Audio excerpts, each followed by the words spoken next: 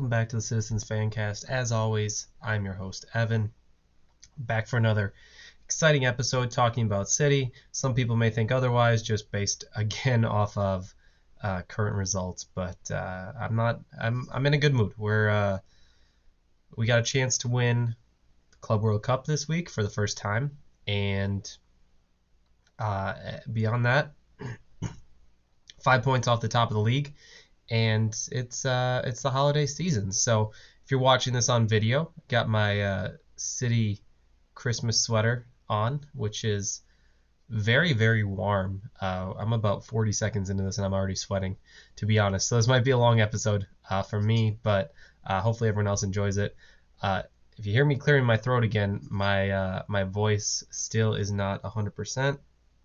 I can't shake this cough for some reason, so my voice sounds a little bit hoarse. I'm sure it's only going to get more hoarse as this episode goes on. Not much I can do about it. I've obviously done 3 or 4 episodes like this now, so maybe it's just permanently my voice at this point. So anyway, moving on. Obviously, we had 2 matches this week. 1-1, drew the other, and I'm here to talk about both of them, give a little preview of the Club World Cup, and maybe some potential movement in January. Probably not a ton, but and a little bit of news on the injury front. And then just looking ahead to, we're coming around to the end of the year here, around the festive fixtures, if you want to call them that, in the Premier League. So with all that, there's quite a bit to talk about. So let's get right into it. So obviously we played Red Star last Tuesday. Winnable match on the road, but you never know. It's a Champions League match on the road, so obviously we ended up winning 3-2. Bit of a different lineup. Ortega in goal, Stones, Lewis, Akanji, Gomez, Phillips, Nunez, Kovacic, Bob, Grealish, and a professional debut for Micah Hamilton. Obviously, the famous once ball boy who Pep had a conversation with, who has now become just what seemingly seems like overnight a City star. So great for him. Get his debut, and like I said, we won 3-2, 69% of the possession. We dominated most of the match.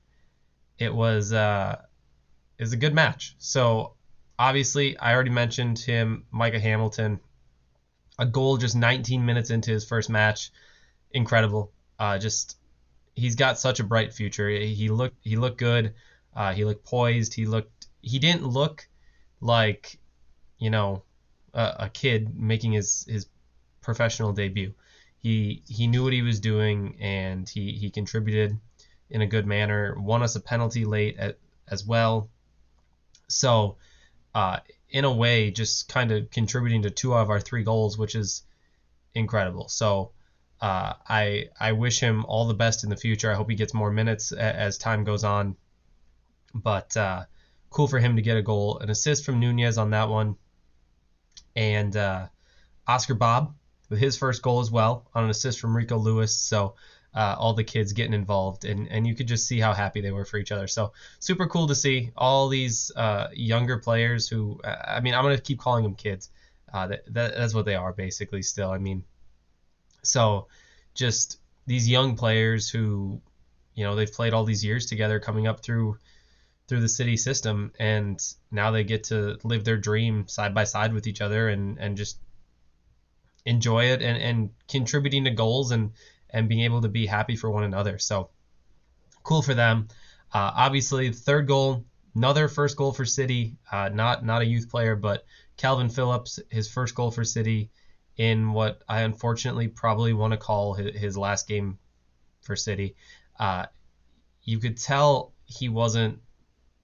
It's just still not there, and I feel for him. If there was ever going to be a match where he was going to figure it out and get it together, this would have been the one. So I really, really, truly feel for him.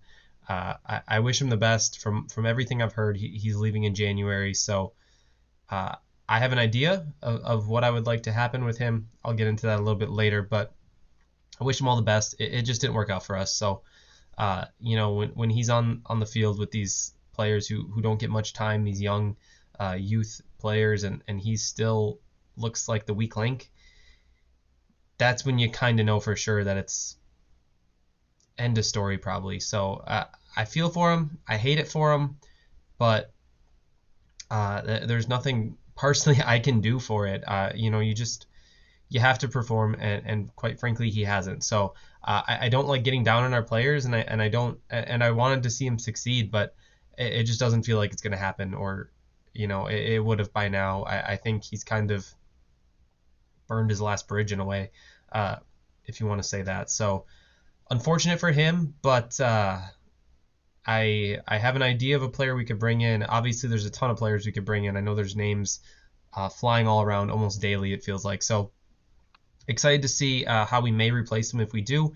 If not, I think we have a good enough squad regardless. So just good to see, players get minutes. And one of them, another one who got minutes, who we don't usually see get minutes, Gomez. So he came in, didn't look weak, and there was a lot of times where he took up space in the midfield, and he looked really good there, in all honesty. So I think he has the potential to be a good player for us. I just don't think that maybe defense is necessarily his position. I feel like he's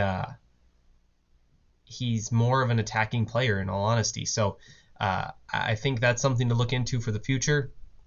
We saw it in the Euros, the under 21 Euros earlier this year, just with his ability to score goals and create and things like that. It's just I don't think he's a defender, and I think that's the biggest issue. So whether there's a spot for him in the midfield or a spot for him on the wing, I think there is a spot for him in our club moving forward. Another player who we haven't seen get a ton of time, Nunez. In Champions League, he's been incredible, in all honesty. He's got the talent. He's got the ability. You can see it's there. He's got the ability to, hold up the ball and make a quick change of direction and be able to, attack with speed, attack spaces, kind of De Bruyne-like in a way. De Bruyne is not the quickest guy, but you put a space in front of him for him to attack an open space, and he can attack it and outrun almost any player. So it's that ability on the ball, the speed with changing direction, and being able to kind of slow down and then pick up the pace again. Things like that, small things like that kind of get overlooked, where at times you see everyone just wants the players doing step overs and things like that, and that's not always what's needed. So I see the skill there. I still think his final ball needs a little bit of work, but for the most part, I think he's got all the pieces there. He's gonna get more minutes, and he's gonna continue to get more comfortable. Pep signings a lot of times take a year or so to figure it out. You can see it's there. It's a little bit raw, in all honesty, but it's there. It'll come. If it takes a year, it may take a year, might take less. It's just when it clicks, I think he's going to be a very dangerous player. So watch out for that. I think he's going to continue to improve, and just through gaining chemistry with the rest of the players and getting more minutes and getting more, training minutes are different than on the field minutes. You can practice and work with these guys, but when you are in an in-game scenario, it's a lot different. So it'll be nice to see him get that time, get those minutes, and then be able to, really see what he can do when he's fully unleashed and just able to be the player that we brought him in to be. So it's there, it's coming, it's going to happen. So, I mentioned with Phillips, he got the goal, so good for him. It's just, it looked like after he scored the goal, he was saying goodbye to the fans in a way. Again, unfortunate. From everything I've seen, he's leaving in January, but I think beyond that, I'll talk about that when that happens. I don't really see him getting minutes again for City, in all honesty. So best of luck to him wherever he ends up. Another thing, Foden subbed in at half for Grealish. Grealish is good. Obviously, he played at the weekend. So, but we saw Foden as a false nine. It's been a while since Holland's come in, he hasn't really gotten an opportunity to do that. It looked good. He looked like he didn't skip a beat on it. So good for him, showing again his versatility and his ability to play anywhere where Pep will play him. So a good win, 6 out of 6 in our group. One of 3 teams to do that, to win all 6 matches, along with Bayern Munich and Real Madrid. So I think, in all honesty, I don't want to come off as arrogant, but we're at this point the 3 European giants. We seem like the best 3 teams. So, I mean, between the 2 of us, we've won Champions League, 5 out of the last 6 years, I think. 4 out of the last 6 years, maybe. I think something like that. So it just seems, the title goes through one of the 3 of us, and I know we've only won 1, but we've had to overcome those teams to be able to continue to do that. So Oscar Bob, my man of the match. All in all, good match. 3-2, got the win. That's all that matters. Goal differential doesn't mean anything when you win all your games. So up next, the Palace match. This one, I try to stay cool. I try to stay calm. I try to stay collected, be positive. And this one frustrated me. It really frustrated me a lot. It kind of, you hate dropping points against teams like Liverpool and Arsenal, Chelsea, Tottenham. All these teams that drop points against Wolves. This one hurt the most, in all honesty. We had it wrapped up. We let them back in. Dumb mistake led to the penalty to tie the match, but 2-2 final. Starting lineup: Ederson, Walker, Diaz, Ake, Guardiola, Rodri, Lewis, Bernardo, Foden, Grealish, Alvarez. Haaland out again. Looks like he will also be missing, him and Doku will also be missing at least the first game of the Club World Cup. They did not train yet, so look for them to be back maybe Friday, depending on the result, whether we're playing for 3rd place or playing for the Club World Cup. Regardless, we play on Friday. So it'll be interesting to see if they get in training after this match that comes up tomorrow or today when this comes out. It's back to the Palace match, though. So 74% possession, 2-2 final. Goals by Grealish with an assist from Foden. Rico Lewis with his first Premier League goal in the 54th minute. So Rico started getting minutes. From what I saw, he actually had a really high match rating and played pretty well, in all honesty. But his first Premier League goal, after he scored, ran straight to Oscar Bob. Again, that's just what me talking about with those younger players and just their chemistry together and their ability to be able to play at this top level together. So good for them. Good for Grealish getting a goal again as well. For him, that's 3 goals in his last 4 matches, 3 consecutive Premier League matches for the first time in his career that he scored.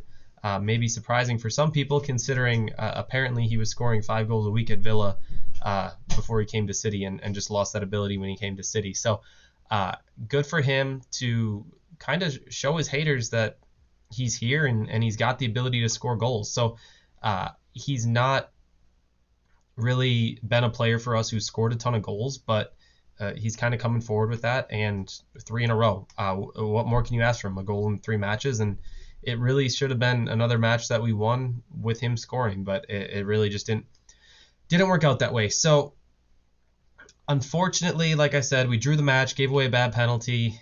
We're just sloppy. In all honesty, we need to control the midfield better. We need to control the match better. Last year, towards the end of the year, I talked about it quite a bit. I didn't have a ton to talk about with these matches because we'd get in these matches, we'd get up a goal or 2, and we'd just cruise. We'd hang on to it, get up 2 goals. Maybe we'd concede, maybe we wouldn't. We'd see it out. Take the ball, we possess in the other team's half.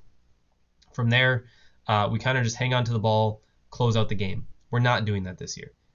That's the difference. We don't have that control in the midfield. It feels like we can gain the ball back and we'll possess it in our own half for, a little bit. We lose the ball somewhere around midfield. They come at us. We win it back. And eventually it's a method of kind of bend, don't break until we break.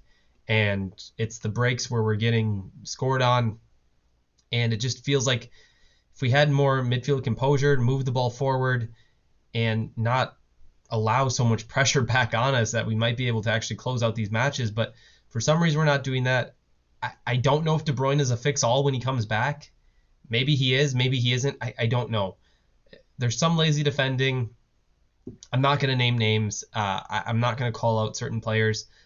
There's just some laziness on defense, and it needs to be better, in all honesty. So we really just we need to find a way to actually close out these matches. It feels like for 25 to 30 minute periods in the second half, we just can't close out these matches, and it's frustrating. It's beyond frustrating. We'll get a goal around the 55 to 60th minute, and then for the next 20 to 30 minutes, we're just taking on pressure nonstop, it feels like, and it sucks. It's unfortunate.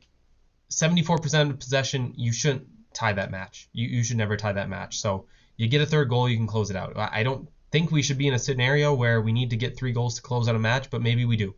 And it's not the end of the world. It's no time to panic.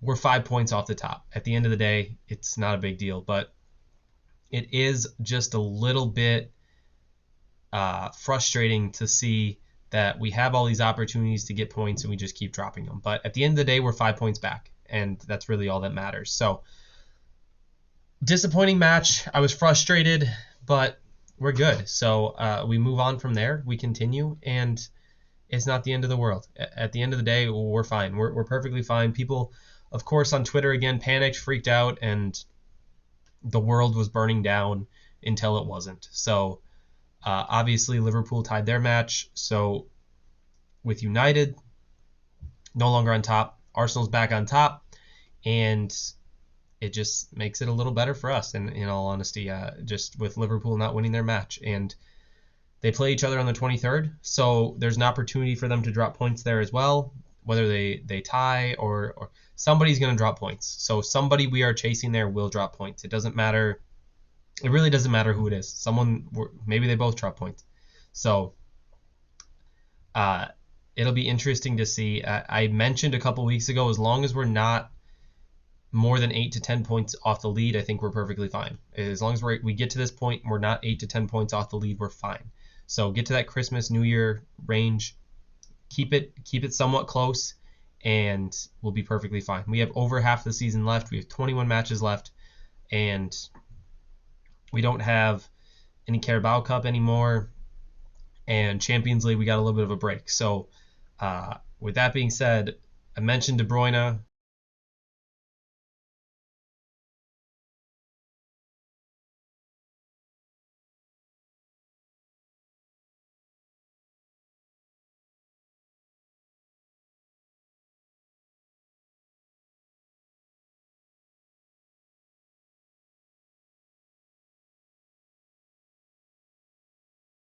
Good to see him back, and this is what we've been waiting for. Again, I don't know if he's a fix-all, but it doesn't hurt to have the best player in the world on your squad and getting minutes. He does a lot more on the pitch than he does off, in all honesty. So he looks good. He looks refreshed. He looks ready to go. So hopefully he's all good to go and doesn't re-aggravate that injury, and we can close out this season. Like I said, 5 points back.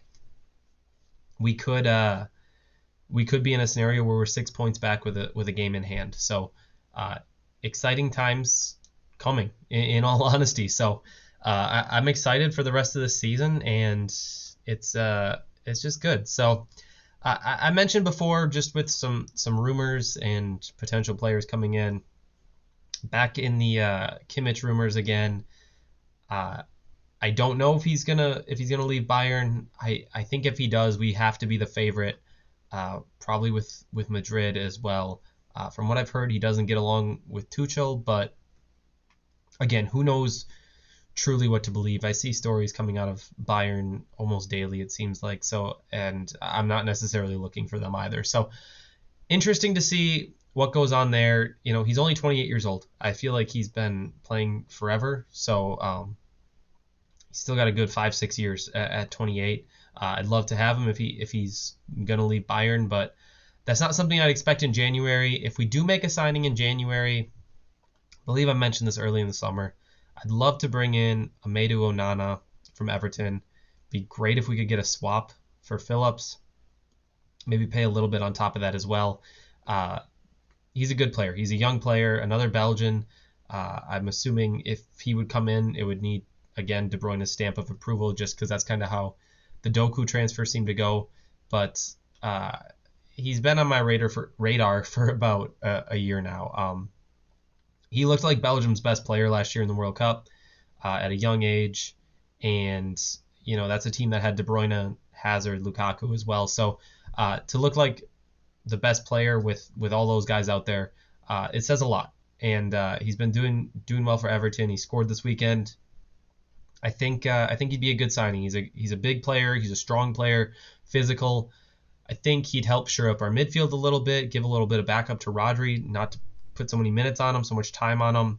And it's just another player where we could use to stop counterattacks and things like that, win the ball back, kind of be a box-to-box guy for us. So as far as I know, he's not on our radar.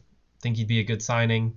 We've been working almost a year now to manifest him coming to City, so I don't think my work's been doing the best, but I think he's an underrated player. He's not a big flashy signing. Obviously, everyone wants to go after the big flashy ones, Musiala, Kimmich, but he's a solid player, and I think we could get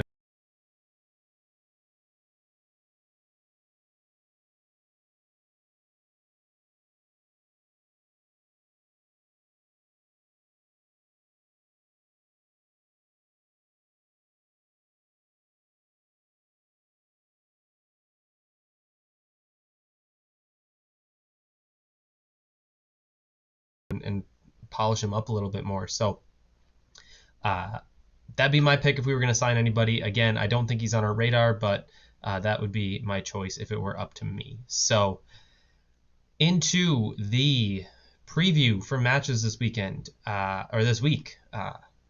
So today, when this comes out, obviously I'm not recording this morning when this comes out, but coming out on Tuesday, I'm recording on Monday. Match preview, we play the Uwara Red Diamonds out of Japan. I don't know anything about them. I truly don't. And that's it. I mean, we gotta win. That's it. I mean, we gotta win. If we win that, we play Fluminense out of Brazil for the Club World Cup Championship medal trophy, whatever you want to call it. And they're beatable teams. We're Manchester City. We're better than both of them. And I know that without my research. So I'm not trying to be arrogant, and I'm not trying to diminish these clubs in any way.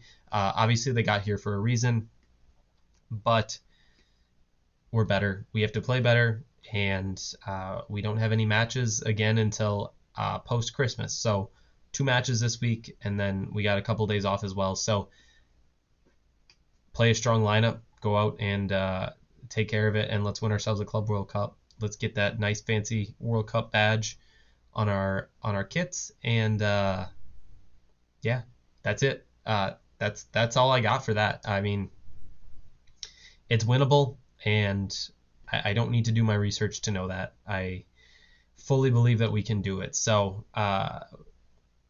it's looking good, if you ask me. And as far as the rest of the season goes, the Champions League draw took place today. We got Copenhagen. Apparently, from what I've seen, United fans are delusional because apparently we got an easy draw of Copenhagen, the club that they couldn't even beat, the club that we play because they could not beat them. So, we got the easy draw, but yet they're sitting at home watching the draw. And, those easy draws last year of Bayern and Madrid seem to have left their memory. But obviously the way we played against Bayern and Madrid, we made it seem easy because we absolutely dismantled both of them. So not really much of a surprise that they say we always get easy draws. They're delusional, and we make every we made every draw last year look easy. So I don't really blame them for saying that we got an easy draw on that front at all.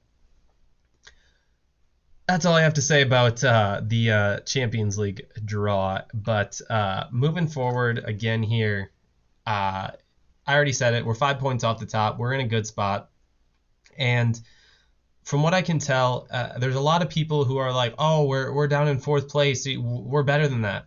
You're right. We are better than 4th place, but we're only 5 points off the top. So would it be better if we were 2nd and 8 points off the top? I think people are focusing a little too much on our position in the table and not necessarily focusing on how many points back we are, because 5 points back, we can get that down to being back only one match with simply just a draw from Arsenal.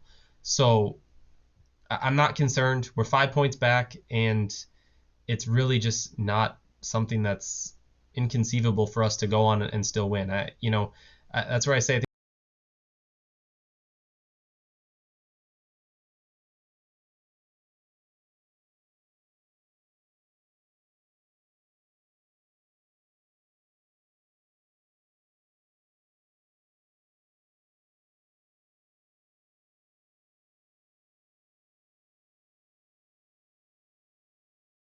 I'm in a good mood, and I'm ready for us to win this and just move on and get another trophy this year. We've won basically every trophy, and I'm ready to go get another one. Go get that Club World Cup. Same Club World Cup that's coming to the United States in 2025 with a new format. Super excited about that. I have unfortunately only been able to see friendly matches of City here in the U.S., so very much looking forward to seeing some competitive matches that have a little bit of meaning behind them. So exciting time for me. I hope to be able to attend all those matches, and as long as I can afford it, I will be there and cheering on City loud and proud. So that's something I'm very much looking forward to. We got a whole another year and a half before that happens, but from what I've heard, as far as Premier League clubs that'll be in it, City, Chelsea, and Arsenal, if they can win Champions League this year. So City and Chelsea will be the only Premier League clubs that will be partaking in that. But that's all I got for you guys. I felt like I covered a lot. Looks like we're at about 27 minutes here. So thank you guys for listening along. And as always, I appreciate your support. I'm numbers are still going up every week. So whatever you guys are doing, if you're telling people about it, I appreciate it. If you're not telling people about it, what are you doing? Go tell somebody about it. But thank you guys for listening. As always, I appreciate your support. Enjoy the holidays. I plan to record again next week, actually on Christmas Day. Hopefully that still goes according to plan.